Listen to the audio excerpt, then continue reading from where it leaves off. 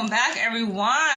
I wanted to do this video, which I've talked about before, how I obviously am a part of the BDSM world dynamic sphere, and people are curious. People be wanting to know, like, what is BDSM? What is it about? And sometimes I find it a bit jarring and a bit surprising that people have never heard of BDSM. I mean, given all these movies, like these mainstream movies like 50 Shades of Grey, one of my favorites that have popularized the practice and lifestyle of BDSM, I'm just like, how do y'all not know?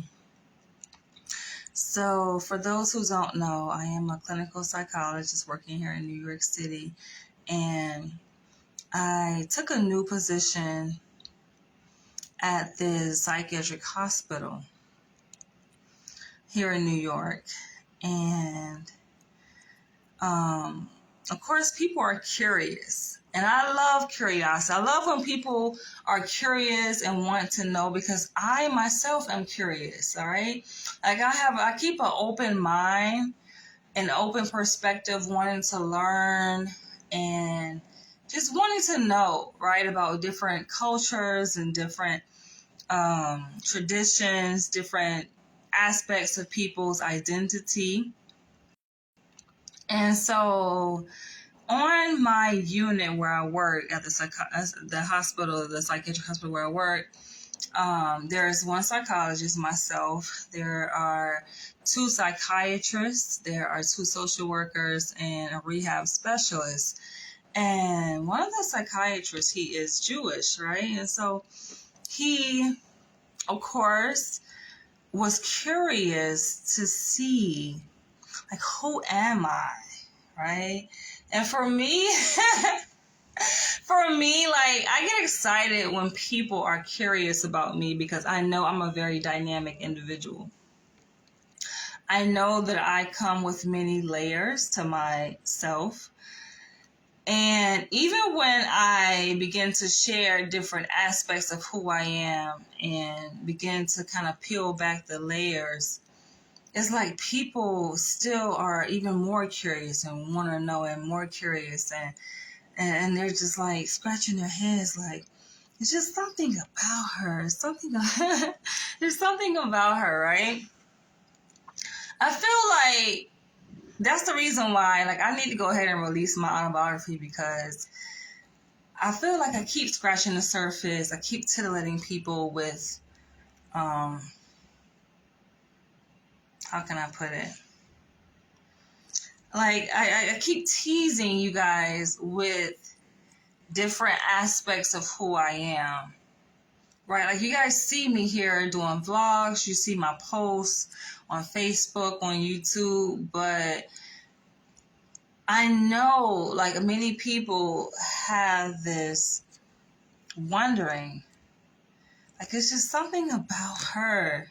And it is something about me, right? And that's something I share in my autobiography. That's why I'm like, I need to go ahead and just stop playing. I need to go ahead and just release this book so that it becomes very clear. And maybe that will help to assuage the curiosity that a lot of people express and display. But one of the psychiatrists on my unit, and look at this. And look at this rose. This course is dead now, but I got this rose today from this random person. I was actually walking in, what area is that? What neighborhood is that? I want to say the Village, but it was like close to the Village. I actually went, for you guys who follow me, you guys saw my live video that I made where I went live at this this restaurant that serves waffles in the shape of penises and vaginas, right? And so I got, like, they call it a woody. So I got a woody, which is like a penis-shaped waffle with different dressings on it. And it was really good. And so I was in that area. I don't know what neighborhood is that restaurant is in, but I was in that neighborhood, and I was walking down the street, and this guy handed me this rose, and he was like, has anyone shown you love today?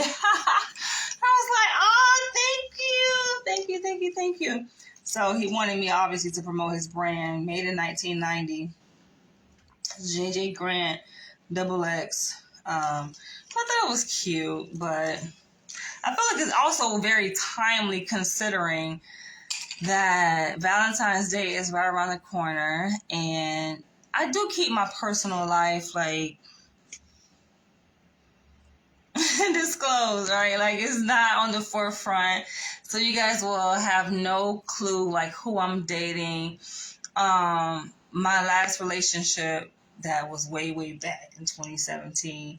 I did, share bits and pieces of that relationship with you guys, and his face is like on social media on my Facebook page, but I don't really like, I've learned to just kind of be more discreet about my personal life. And so I can say that I think it's a good time in my life because I am stepping into this space where I am less guarded and more open, more flexible, more into like my natural self, right? And just exploring, being adventurous. And with that, I think obviously creates a space for me to meet people, to make myself available to talk to different people. And so that's where I'm at right now.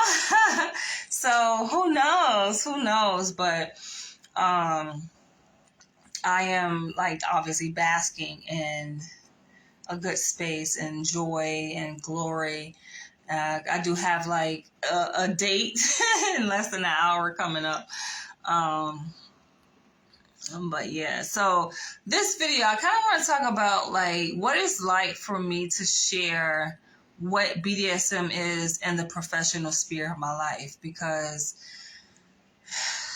I feel like I don't promote, I don't like outwardly broadcast that I'm a submissive or a baby girl like in my professional setting. But people, like I said, are curious. They want to know, like, who is she, right? What does she do? And so the conversation came up between me and one of the psychiatrists who happens to be Jewish on my unit at the hospital where I work, where he was asking me, like, about myself. And I say, of course I write. I've shared like with him my website, because he was like, "Oh, you write?" And I was like, "Yeah, excuse me, I write BDSM erotica. I write autobiographical nonfiction, obviously, like about my life." And he's just like, "Oh, where is it? Where is it? Where can I access it?" And so, granted, none of my writings are published, officially, but I did publish excerpts. So many of you who are avid followers of my YouTube channel, my Facebook page, have already stumbled across my website, and you guys have got a sneak peek of my autobiographical, fictional BDSM erotica story called Dying to Submit that is posted on my website. There are excerpts posted there on my website. And so he was wondering, like, okay, where can I read your writings? Where can I read your work? And I'm like, on my website. And I give my website. My website, by the way, is my name. My government name, DanielleLeash.com, right? So this past week, he comes to me. He's just like, I went to your website. But, the funny thing about it, I find it interesting that he said, oh, it's not like I was, like, anxious or impulsive about it, like, it's like he had to express that he took his time to go to the website, which I find to be not authentic and disingenuous. I'm just like, I find it interesting when people, especially within the field of psychology or mental health, but even beyond that, they, especially knowing that I study human behavior, right? Like, I do this shit for a living, and even beyond me doing this for a profession, like, this is who I am. I'm very astute, all right? I'm very meticulous. I am very observant. So to think that you can, like, slide shit past me is damn near impossible, right? And so I'm just like, this guy really thinks that I believe the shit that he's saying, but he's like, oh yeah, not that, I was, I don't really do things impulsively, right? Because it's like, I could tell he was curious. So he asked me about, my writings and my website, and, I expressed to him, what I write BDSM erotica. So he initially, most people are like interested. Even when I first released excerpts from that book, Dying to Submit, it got a lot of response from a variety of people, including Christians.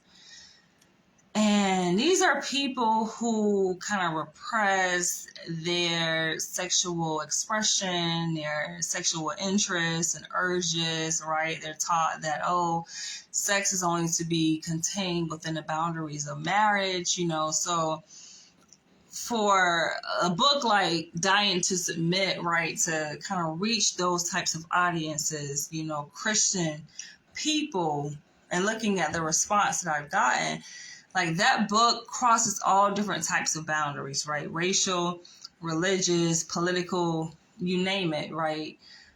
Ethnic boundaries. And my thing is this, like, as a sex positive person, a person who embraces who I am as a sexually free person, sexually embracing person, I find it interesting when people, struggle with their sexual proclivities and sexual interests. It's just like, be you. But that to me, it's just funny. So here's how the conversation went, right? So, like, he came to me at work and he was just like, oh, yeah, I went to your website. And I'm just like, oh.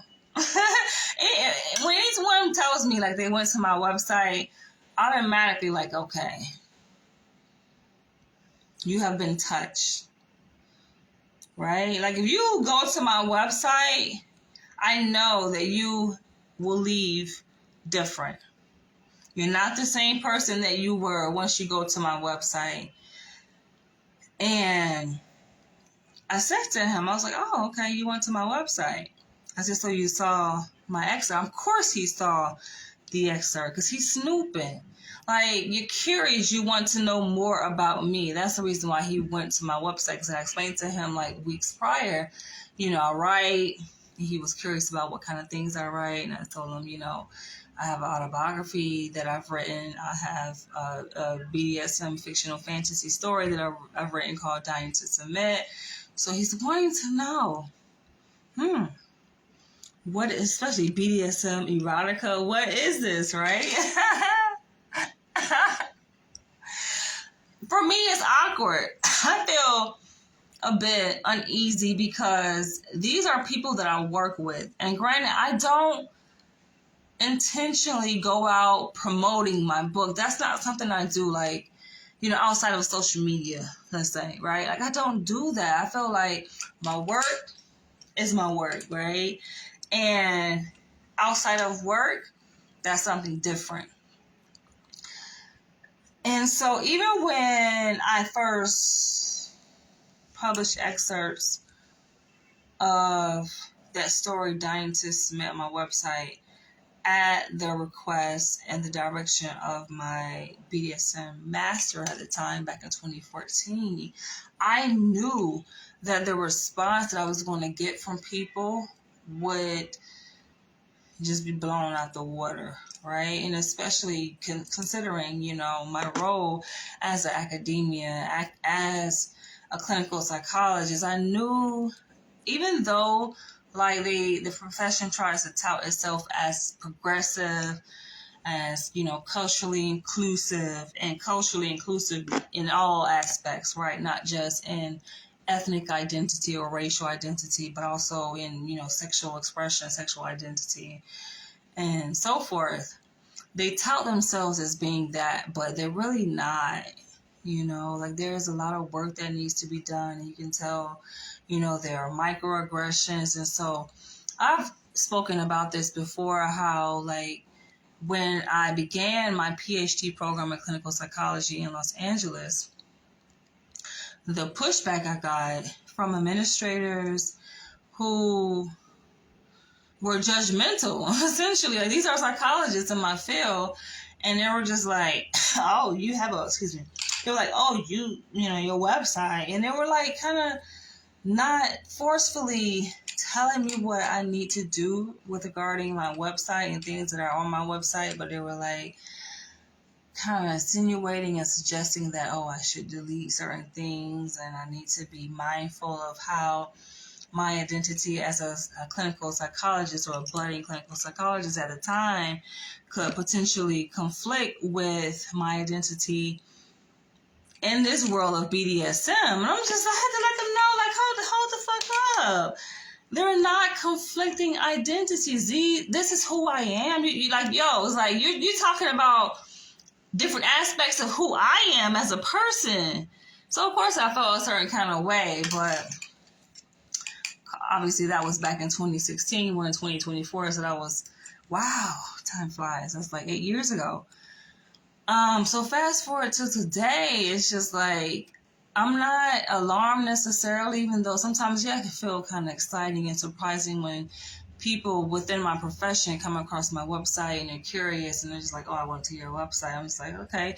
Because, to be quite frank, like the excerpts on my website relating to the book Dying to Submit, they're pretty explicit.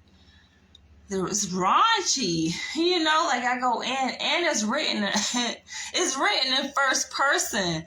So a person reading it may imagine myself.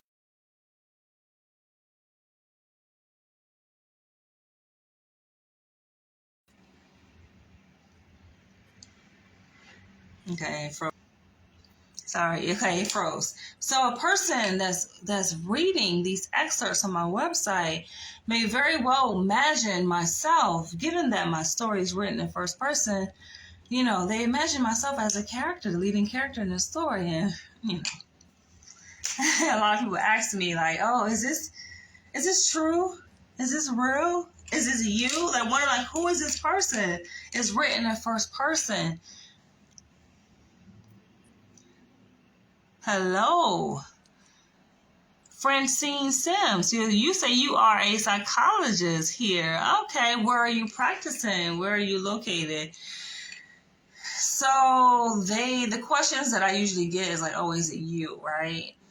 And I'm taking a stance to say that it is not me, but it is me, right? So it's a fictional fantasy story based on real life events that's mixed with a fictional twist, right? And so, like I said, when he came to me and he's like, oh, Arizona, okay. So he's like, I hope that my video and my sound are in sync. Facebook has this tendency to disrupt my videos somehow when I'm live, and they make my videos out of sync. So hopefully everything is good. But when he came to me last week, this is psychiatrist is on that unit, my treatment team where I work at the hospital here in New York City. He's like, yeah, I read it. And he was like, can we talk? And I was like, yeah, like I'm here, right? We can talk, right? He's in my workspace. And then he's like, oh, me, I prefer to talk like in private. I was like, okay. So I'm thinking he's like referring to something that is related to work, right? Like that's where my mind is. So I said, give me a second. I'm finishing up my breakfast. And then I go into the room and I sit down and he's like, oh, I went to your website. I'm like, you gotta talk to me about this outside. Like for me, if a person has questions about anything that I write, anything that I do, right? It's outside of the sphere of my role as a clinical psychologist, which I don't really look at it necessarily as outside of the sphere, but it's not like directly connected to my role in terms of where I work. Like I'm open. We can let us talk. Like I don't feel like I have to like go in private, but for him, I think it was more so for him. He felt comfortable going in private. And so we go into the conference room and he's just like telling me that he saw my website, and I was like, okay. This is the thing. It's just like I'm very much grounded and rooted in who I am. It's not that many things that like alarm me or really surprise me, even though I may say, okay, it may have been shocking or surprising, but just like, come on, I've lived life. When I tell you I've lived life, I have lived life. So I find it kind of, it's awkward in a sense that it's just like, yo, get straight to the point. Just say what it is. But it's just like I can tell he's like, he has something on his heart to say after visiting my website. Because you should. If you go to my website and you actually sit down and you read, which the read is probably, you can do it in probably less than an hour. It's a quick, smooth read because it's an excerpt from my book. It's not the entire book. It's an excerpt from the story Dying to Submit. And it's just like, yo, once you have been exposed to it and you have, read even a part of it, yeah, you're going to have some questions. But I can tell he was hesitant. And then he was like, oh, I'm conservative, my Jewish culture. I'm just like, yo, but you got me in this room. Don't waste my motherfucking time. I got shit to do. I got fucking progress notes. I got treatment plans. I got all these things to do. And you sitting up here pulling me out of that to sit up here and talk about, oh, I've been to your website. It's just like, yeah, of course he's not the first. Because like I said, this story, the excerpts that I published on my website were published in 2014. We're in 2024. So of course, right? So of course he didn't. We're in 2024. So that means I've been through a master's degree program here in New York City. I went to LIU, Long Island University, for my master's in clinical mental health counseling. All of my professors, they knew about it because, how we're in class and we, get to do introductions and explain. I'm like, I can't kind of introduce myself without saying that, yes, I'm a writer. That's what I am. I'm an artist. Like, that's what I do. Right? So I've shared that, here in the program at LIU in New York, back when I was doing that, when I first moved here in 2014. I graduated 2015 from that program. And then I moved to LA, Los Angeles in 2016, and then it's like, that's when I'm faced with opposition. So here in New York, it's like the program I was in at LIU, like they embraced me. It's like, oh, like big deal, right? They didn't see anything wrong with it, but like the doctoral program, however, in Los Angeles, they were just like, wait a minute. Wait a minute. It's like they were alarmed. I don't think it's a big deal. You guys who haven't read excerpts from that story, go check it out. I think what it is that obviously psychologists, we have a tendency to just kind of like overanalyze shit and read more into a thing than what's actually present. And sometimes in that reading into a thing, we project our own perspective, our own reality onto that thing. So, yeah. But I think it's interesting. Like, for me, I am receptive and I'm open to talking about that. You guys can check out my YouTube channel. You'll see that I have a plethora of videos where I've talked about BDSM. I've talked about alternative sexual lifestyles, uninhibitedly, openly, and like, it's nothing to me. But yeah, I just wanted to share that with you guys. So this year is definitely going to be lit because every every year is lit, but this year is definitely going to be lit because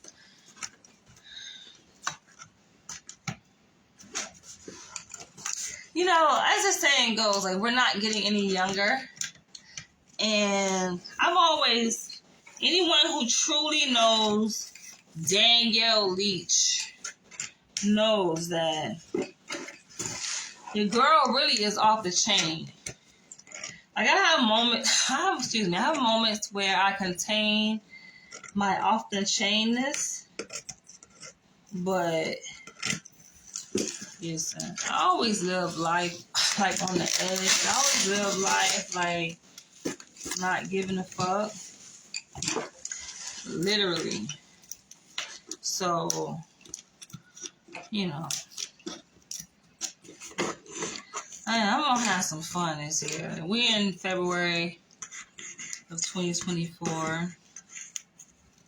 I lost my mom last year. That shit was fucking life changing. I've been through a lot of shit in my day. And I know what pain feels like. But ain't no kind of pain like losing a parent, especially your mother. My dad, he's 82, so he's still around. I was actually was closer to my dad than my mother. But I lost my mom last year, so I'm just like, the response that I had in losing my mother, if I responded that way, I'm afraid to see how the hell shit gonna go. And my dad out there in age, you know what I'm saying? So you know how it is when your parents up there in age, you're like, you already know, you know what I'm saying, what time it is and shit. You already know, you know. But yeah, it was hard. I ain't gonna lie. That 2023 was hard. It was a hard year for me. That's probably one of the hardest years besides, I would say, like 2017. Was it 2017, 2018 was those years the hardest part. But yo, losing my mom, that was... Alright, so this is actually something I ordered from a person I follow, this queen on Instagram. Damn, so she be wrapping this shit the hell up, yeah. God damn.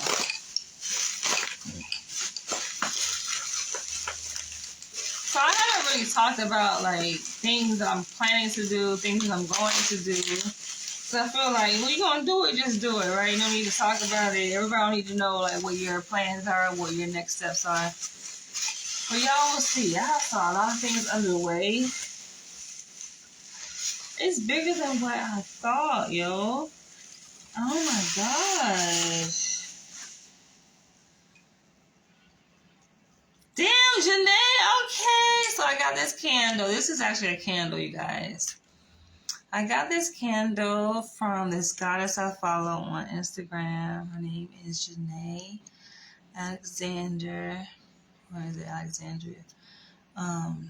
She was a former member of Carbon Nation, which was a cult. The cult leader, he got shut down. So the cult leader is actually in prison. Well, not prison. He's in jail, but I think it's funny enough. Like 40 and slip. He's actually I guess he's headed there, you know. But yeah, she's a beautiful soul. So I didn't think I don't think it would be this big. Oh my gosh. She makes like the best homemade candles. Like, if anybody looking for a homemade candle, want something very unique, y'all hit me up. I would definitely recommend Janae. It's bigger than what I thought. Like, I guess from the picture and the video that she showed me, I just thought it was going to be like a smaller. But yeah, I love it. I love it. So the last thing here I have, this is a little bonus treat for you all who are still watching. Then I have a date. A date that I'm about to go on. But yeah, I find it funny, like, this whole dating scene. I'm about to stop playing, though. Because I'm like, yo, believe it or not, I am 40 years old. So, and I definitely want to have a family, have children. And with that, I've been playing around, but I'm about to stop playing around. I'm about to go ahead and, you know, pop off on this thing right here because I realize time waits for no one.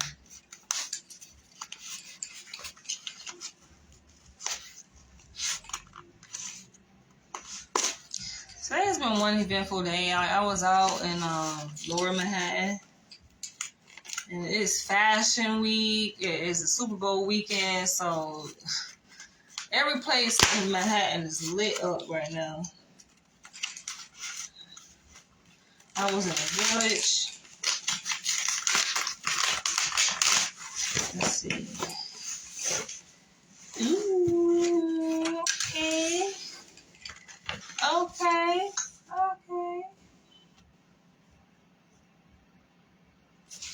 What the hell these motherfuckers? Alright, anyway. Oh, this is beautiful. So this is the Ubawa magazine. For you guys who don't know, I am the founder of Ubawa, and that's another thing. The psychiatrist asked me, he was like, "Oh, you're the president of this literary organization?" Like, yeah. He's like all up on my fucking shit, all snooping around. But yeah, so this is our latest magazine, which features the top 100 authors of 2023 here. This is issue number 46. Some of the nominated authors here. I'm going to do probably a separate video for our Facebook page, but ooh, I love it.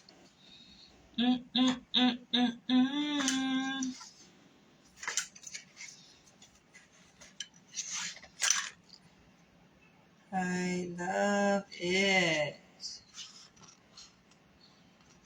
And we are preparing for the 4th annual Ubawa Book Convention coming soon.